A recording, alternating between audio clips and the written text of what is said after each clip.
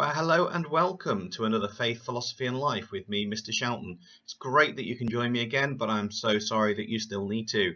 However, we are where we are, and I wonder what promises that you made recently. So, for example, or an agreement even. So, earlier today, I was out with my daughter, and we'd gone on a walk. She had a scooter with her, and she got a bit tired. Bless her. She is only 7. She said, "Daddy, can you carry my scooter for me?" I said, "Yeah, that's fine, I'll do that, but you'll need to pay me with chocolate." Now, that you can imagine is probably the most precious commodity that she has, because we can't really buy that much of it at the moment. So, surprisingly though, she turned around and said, "Okay, I'll do that." There was an agreement made between her and me, and that ultimately is what an agreement is. It's between two parties.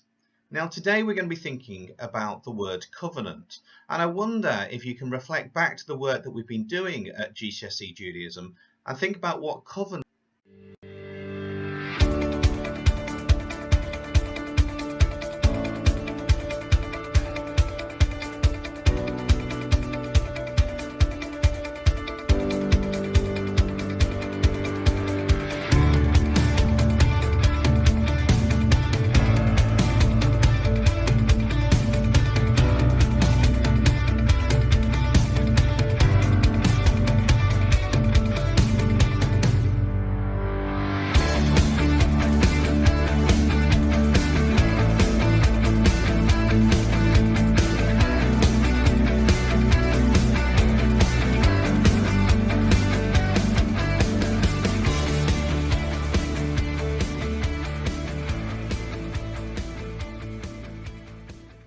Well, welcome back. I hope you managed to get a pen and pencil. Behind me then is a little bit of a clue about what the opening image was about.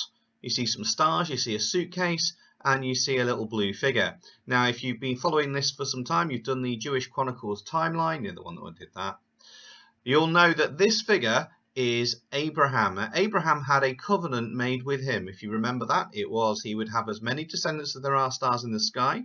That's the Jewish people.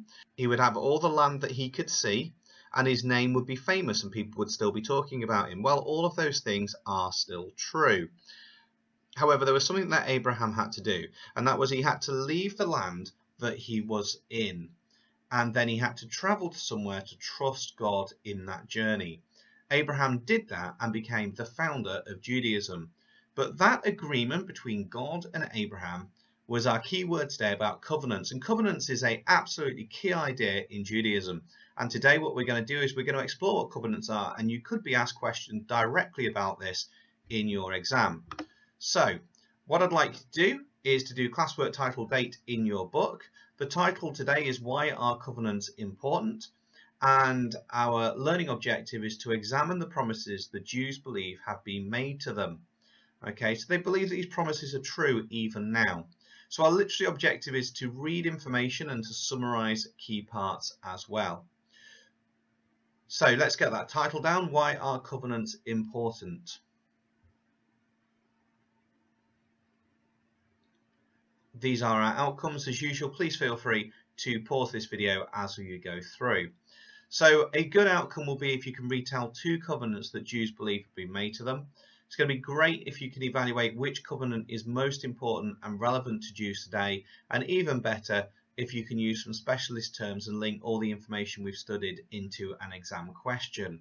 Okay, so we're going to be thinking about the value, a Christian value of trust. We're, as I say, literacy, we're going to read for meaning, we're going to extract information, and then we're going to think creatively, and that you need to put yourself into some time management structure for this one as well, because this could go on for a long time. So during today's session then, we've got a covenant mind map we're going to do. We're going to look at a worksheet, and then there's going to be an exam question. So there's not much from me, but there is quite a lot from you. And you'll see in our timeline there, we've done Judaism today, last time the covenants, and the next thing that we're going to do then is we're going to look at an exam question for the EduCast exam board. If you're not following EduCast, then you will probably need to source something different from your teacher. So to start off with then, what you are going to do is you are going to look now briefly at a PDF file which is linked underneath. You need to skim and scan a number of covenants about God made in the Tanakh, that's the Jewish scriptures, and you need to write down the key part of information about each covenant with a number and a key. Okay, so let me just repeat all of that. What you're going to do is you need to look at the document that is linked beneath. That is all part of my Google Drive. If you click on that, that will load up. It will be clearly labeled as Covenant My Map. Then what you need to do is you need to summarize each one. They are quite long. For some of you, that might be a bit too challenging, so you might only aim to do 5 or 6. But for others of you, you might try and summarize them all. So read them over, find out the key part of information, write down the Bible verse, and maybe create a key if you need to. So look now at the Google Drive, find the correct file, and give that a go. It should take you about 20 minutes, I'm guessing. So pause this clip now, and then have a go at that. Okay, so hopefully that's now done. You've got a really widely completed mind map there with lots and lots of covenants. Make sure you know that about Noah and the Davidic one. Make sure that you know about, obviously, the different ones of Abraham. We are going to come back to some of those shortly. So a good outcome if you could retell 2 covenants that Jews believe to be made to them. Oh, there you are. You've easily got those now. And a great outcome if you could evaluate which covenant is most important to Jews today. And that's where we're going to be heading. So the next thing I'd like you to do is you will find a worksheet and textual analysis on the Google Drive. Again, link below. It's all part of the same folder that's taking you to. And what you need to do with this is you need to go through that worksheet and complete it. Now, let me just explain the covenant of circumcision that appears on there. This is one that if you don't know, you don't know. So let me tell you it so you don't have to Google it. We will have to come back to this later in the course. But I'm hoping that you're going to be back at school by then. The covenant of circumcision is where the foreskin of the penis gets chopped off of a male.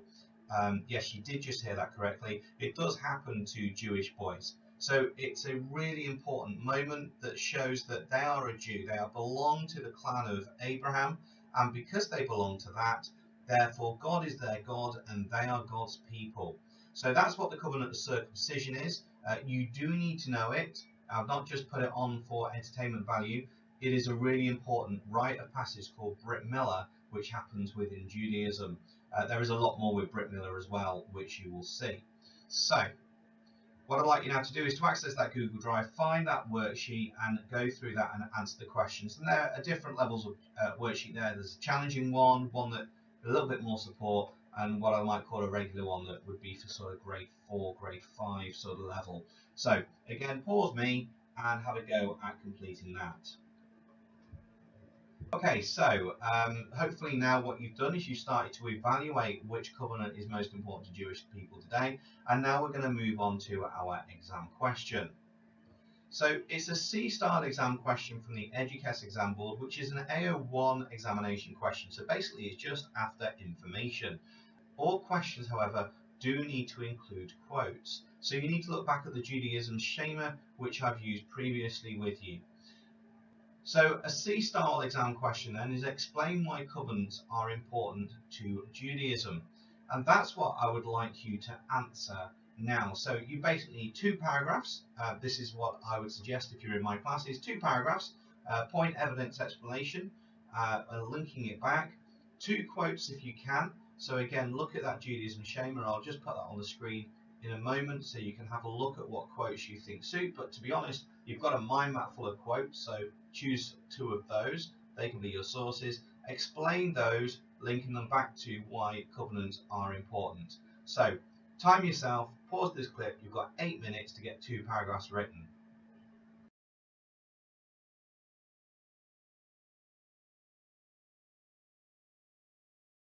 Okay, brilliant. Well, welcome back. I wonder how you got on with that. Behind me is the EduCast examination board marking scheme. Please note there's a couple of things I want to focus on for you, and I've said this before to you and I'll say it again.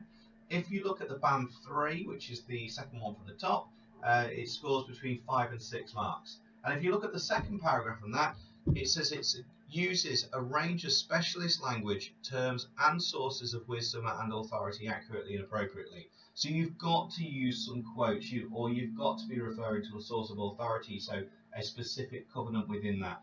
Now, that's the word "and" there. If you look at the band 2, you'll see it says "and or source of authority." So you've got an option of getting a 4 mark out of 8, half the marks, without using a quote. So it's obviously better for you to use a quote because it will secure that if you've explained the quote and used it appropriately.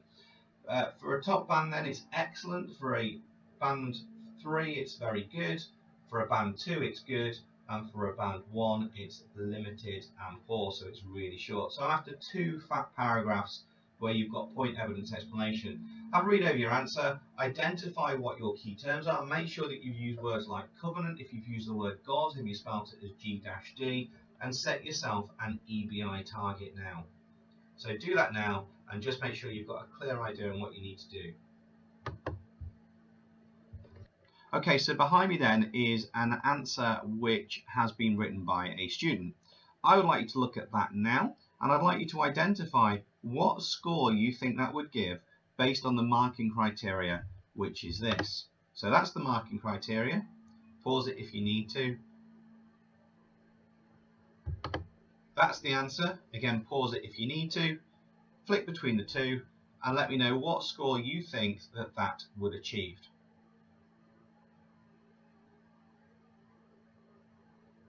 Okay, so I would put that at a band 4. It is an excellent answer. If that was in an examination room, then that would be rewarded richly. It's probably only 7 marks though, and the reason for 7 not 8 is it needs a little bit more information about each of those covenants in there. Now, I'm not an examiner for the exam board. I need to make that very clear to you, and I am specifically talking about my opinion based on EduCast, so I could be completely out. Feel free to disagree with me. However, that is the score that I would give it if that was in my class. So what we've done then is hopefully by now we've got a good outcome. You can read out 2 covenants that Jews believe being made to them. Great if we can evaluate which covenant is most important to them, and even better if you can use some specialist terms and link it to the information we've studied into an exam question.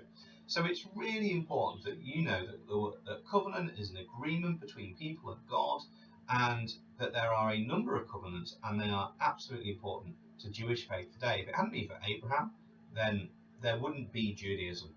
So here's my final activity for you. What I'd like you to do is to look at that. Which images would you link up to who? That's the middle column. And then what quote or reference would you put to that on the right hand column? So I know you can't necessarily draw on your own screen. That would be a bit ridiculous. But what you could do is to go through that and just try and work out which would you link up where. And I'm going to go through the answers with you in a moment. Okay, so let's look at the top one. The top one is the covenant with Noah, obviously because it's the ark, and it links to never again will all life be destroyed by the waters of the flood. Okay, so the next one then is our friend Abram or Abraham. Now that links to a number of covenants. So you've got the covenant of circumcision, the covenant of Abraham, and the call of Abram. Now all of these 3 kind of link up, not quite the way that I've done it. But they do all link up to Abram. So you've got get up, walk through this land because I'm now giving it to you. Every male among you should be circumcised, and I will make you into a great nation. I will bless you. So all of those are those. And the last one then that we've got is the covenant with King David, which is I will make one of your sons the new king. And if you remember back to our Jewish Chronicles work, Solomon did become the next king. Very interesting though, even though there was some sort of hereditary from King David onwards, obviously because of David and Bathsheba, that did go a little bit pear-shaped. Anyway, I'm going to leave it there today. I know you've done a lot of work, so thank you very much for your time. Take care of yourselves, stay safe, wash hands, and I'll see you in a few days.